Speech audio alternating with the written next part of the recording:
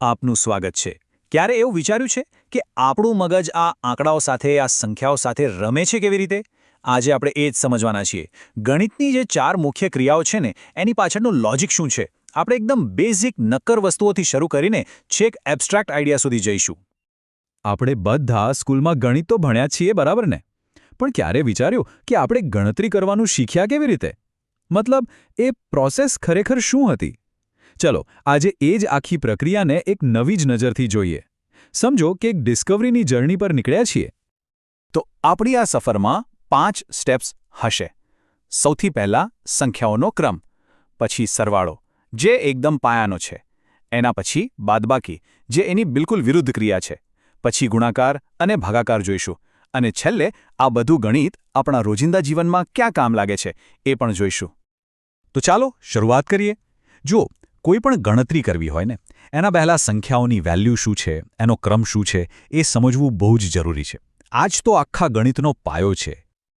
આને છે ને એકદમ સિમ્પલ રીતે સમજીએ, જાણે કે આપણે સીડી ચડી રહ્યા છીએ. જ્યારે આપણે ચડતો ક્રમ કહીએ ત્યારે શું થાય? આપણે નીચેના પગથિયાથી શરૂ કરીને ઉપર જઈએ છીએ, મતલબ નાની સંખ્યાથી મોટી સંખ્યા તરફ. અને ઉતરતો ક્રમ બસ એનાથી ઉલટું, ઉપરથી નીચે આવીએ છીએ, મોટી સંખ્યાથી નાની સંખ્યા તરફ. ઓકે, તો હવે આપણને સંખ્યાઓનો ક્રમ સમજાઈ ગયો. હવે આપણે સરવાળો શીખવા માટે એકદમ તૈયાર છીએ. સરવાળો એટલે શું? બસ નાની નાની સંખ્યાઓને ભેગી કરીને મોટી સંખ્યા બનાવવાની એક કળા છે. આપણે શીખવાની શરૂઆત કેવી રીતે કરીએ છીએ? કોઈ ભૌતિક વસ્તુઓથી, ખરું ને? જેમ કે 3 વસ્તુઓ પડી હોય અને એમાં બીજી 5 વસ્તુઓ ઉમેરીએ.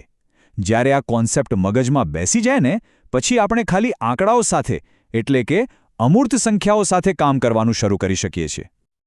ચાલો એક ઉદાહરણ જોઈએ. માની લો કે આપણી પાસે રકમ છે 524 વત્તા 338. હવે આને સોલ્વ કરવા માટે સૌથી ઇમ્પોર્ટન્ટ સ્ટેપ શું છે ખબર છે? એ છે કે સંખ્યાઓને એના સ્થાન પ્રમાણે બરાબર ગોઠવવી.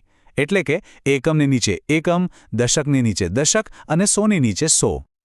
હંમેશા યાદ રાખવાનું, ગણતરી જમણી બાજુથી શરૂ થાય, એટલે કે એકમના સ્થાનથી. તો 4 વત્તા 8 કેટલા થાય? 12. હવે અહીંયા જ ખરી મજા છે. 12 એકમનો મતલબ શું થયો? એનો મતલબ થયો 1 દશક અને 2 એકમ. તો આપણે જવાબમાં નીચે 2 લખીશું અને જે 1 દશક છે એને દશકવાળા ખાનામાં ઉપર લઈ જઈશું, વદ્દી તરીકે. બસ, પછી દશકનો સરવાળો કરીશું અને છેલ્લે 100નો. સિમ્પલ.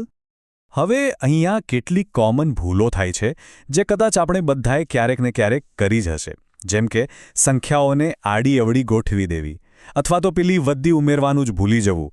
આ બહુ નાની ભૂલો લાગે, પણ એ જ બતાવે છે કે સાચી મેથડ ફોલો કરવી કેટલી જરૂરી છે. સારું, સરવાળો તો સમજાઈ ગયો. હવે આવીએ બાદબાકી પર.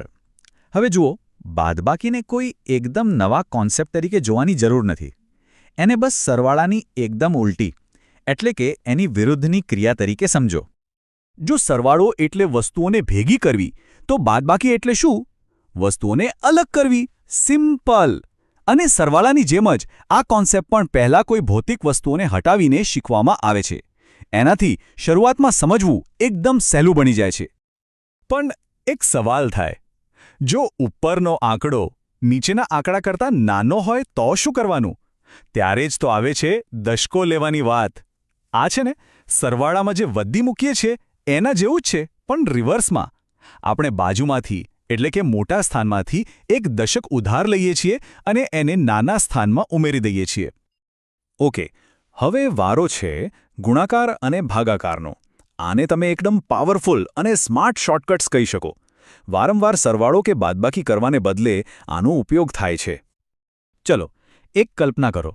તમારી પાસે 3 ફૂલોના 4 અલગ અલગ ગ્રુપ છે. હવે ટોટલ કેટલા ફૂલો છે એ જાણવા શું કરશો? તમે 3 વત્તા 3 વત્તા 3 વત્તા 3 કરી શકો. જવાબ તો મળી જશે, પણ આ રીત થોડી લાંબી અને ધીમી છે. જુઓ, અહીંયા તમે જોઈ શકો છો, આ 3 ફૂલોનું પહેલું ગ્રુપ, આ બીજું, આ ત્રીજું અને આ ચોથું. જ્યારે આપણે આ બધાને એકસાથે ગણીએ છીએ ત્યારે આપણે બીજું કંઈ નહીં પણ વારંવાર સરવાળો જ કરી રહ્યા છીએ. અને અહીંયા જ આવે છે એક આહા મોમેન્ટ. ગુણાકાર શું છે એ આ જ કામ કરવાનો એક ફાસ્ટ રસ્તો છે.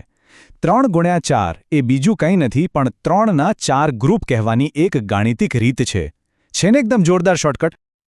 અંકગણિતની આ સુંદરતા તો જુઓ, એકદમ સિમેટ્રિકલ છે. જે રીતે ગુણાકાર એ વારંવાર કરાતો સરવાળો છે, બરાબર, એ જ રીતે ભાગાકાર એ વારંવાર કરાતી બાદબાકી છે. બંને એકબીજાની પરફેક્ટ ઓપોઝિટ ક્રિયાઓ છે. માની લો કે આપણે પૂછીએ 12/3 કેટલા થાય? તો આપણે ખરેખર શું પૂછી રહ્યા છીએ? આપણે એ પૂછી રહ્યા છીએ કે 12માંથી 3 કેટલી વાર બાદ કરીએ તો જવાબ 0 આવે. તો ચાલો ગણીએ. 1 વાર, 2 વાર, 3 વાર અને 4 વાર. જવાબ મળ્યો 4 વખત. એટલા માટે જ 12/3 બરાબર 4. તો હવે આપણી પાસે સરવાળો, બાદબાકી, ગુણાકાર અને ભાગાકાર આ ચારે ટૂલ્સ આવી ગયા છે.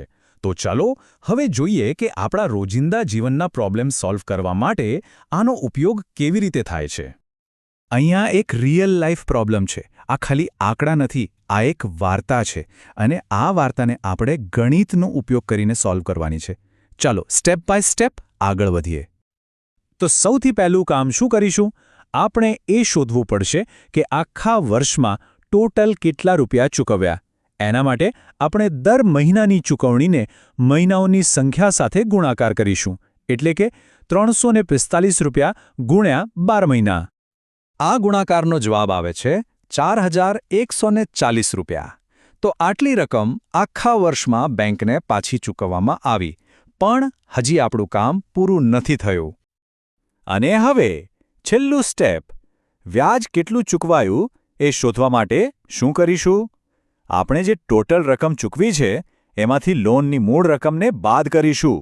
એટલે કે 4140 માઇનસ 4000. તો જવાબ આવ્યો 140 રૂપિયા. આ જે વધારાની રકમ છે એ જ વ્યાજ છે. તો ચાલો આખી વાતને એક અલગ દૃષ્ટિકોણથી પૂરી કરીએ. શું એવું બની શકે કે ગણિત ખાલી આંકડાઓ, નિયમો અને સમીકરણો વિશે છે જ નહીં? કદાચ એ તો તર્કની, લોજિકની એક ભાષા છે. એક એવી ભાષા જે આપણને આપણી આસપાસની દુનિયાને વધુ સારી રીતે સમજવામાં અને પ્રોબ્લેમ સોલ્વ કરવામાં મદદ કરે છે.